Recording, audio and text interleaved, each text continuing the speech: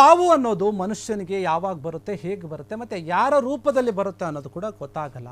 ಇಲ್ಲೊಬ್ಬ ವ್ಯಕ್ತಿಗೆ ನಾಳೆ ನಾನು ಇರ್ತೀನೋ ಇಲ್ವೋ, ಏನು ಮಾಡ್ತೀನೋ ಗೊತ್ತಿಲ್ಲ ಅಂತ ಹೇಳಿ ರೀಲ್ಸ್ ಮಾಡಿದ್ದ. ಆದರೆ ಆತ ನಿನ್ನೆ ಮಾಡಿದ್ದ ರೀಲ್ಸ್, ಇವತ್ತೇ ಇಲ್ಲ. ಈಗಂತ ರೀಲ್ಸ್ ಮಾಡಿದ್ದ ಸ್ವಾಮೀಜಿ, ಮರುದಿನನೇ ಸಾವಾಗಿದೆ ಆತನು. ಕೊಪ್ಪಳ ಜಿಲ್ಲೆಯ ಗಂಗಾವತಿ ತಾಲೂಕಿನ ಆನೆಗುಂದಿ ಬಳಿ ನಡೆದಿರುವಂತಹ ಘಟನೆ ಇದು. ನಿನ್ನೆ ಹುಲಿಗಮ್ಮ ದೇವಿ ದೇವಸ್ಥಾನದಲ್ಲಿ ಈತ ರೀಲ್ಸ್ ಮಾಡಿದ್ದ ಸ್ವಾಮೀಜಿ. ಈ ಸ್ವಾಮೀಜಿಯನ್ನು ಆಂಧ್ರ ಮೂಲದ ಸ್ವಾಮೀಜಿ ಲಕ್ಷ್ಮಯ್ಯ ಅಂತ ಹೇಳಲಾಗ್ತಾ ಇದೆ. ಆತ ಸಾವಾಗಿರುವಂಥದ್ದು.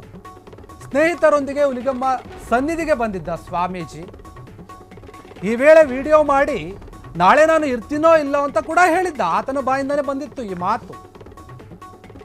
ಇನ್ನು ಇಂದು ಸ್ನಾನಕ್ಕೆ ಹೋಗಿ ತುಂಗಾಭದ್ರಾ ಒಂದು ನದಿಯಲ್ಲಿ ಸ್ನಾನ ಮಾಡ್ತಿರ್ಬೇಕಾದ್ರೆ ಆತ ಅದರಲ್ಲಿ ಮುಳುಗಿ ಒಂದು ನದಿಯಲ್ಲಿ ಮುಳುಗಿ ಸಾವನ್ನಪ್ಪಿರುವಂಥದ್ದು.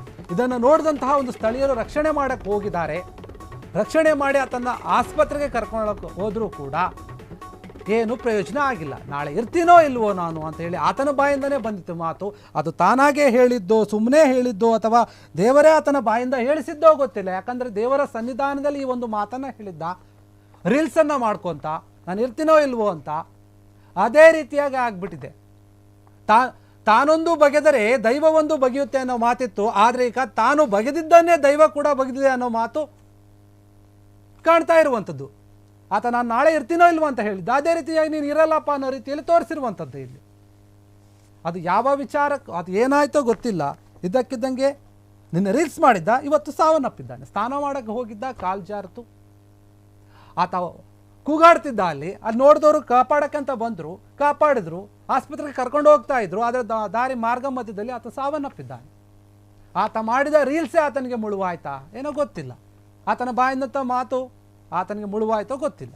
ಆದರೆ ರೀಲ್ಸ್ ಮಾಡಿದ್ದಾನೆ ನಿನ್ನೆ, ಇಂದು ಸಾವನ್ನಪ್ಪಿದ್ದಾನೆ. ಕ್ಷಣ ಕ್ಷಣದ ಸುದ್ದಿಗಳಿಗಾಗಿ ಫ್ರೀಡಂ ಟಿವಿ ಸಬ್ಸ್ಕ್ರೈಬ್ ಮಾಡಿ, ಲೈಕ್ ಮಾಡಿ ಹಾಗೂ ಫಾಲೋ ಮಾಡಿ. ಹೊಸ ಸುದ್ದಿಗಳ ನೋಟಿಫಿಕೇಶನ್ಗಾಗಿ ಬೆಲ್ ಐಕಾನ್ ಮೇಲೆ ಕ್ಲಿಕ್ ಮಾಡಿ.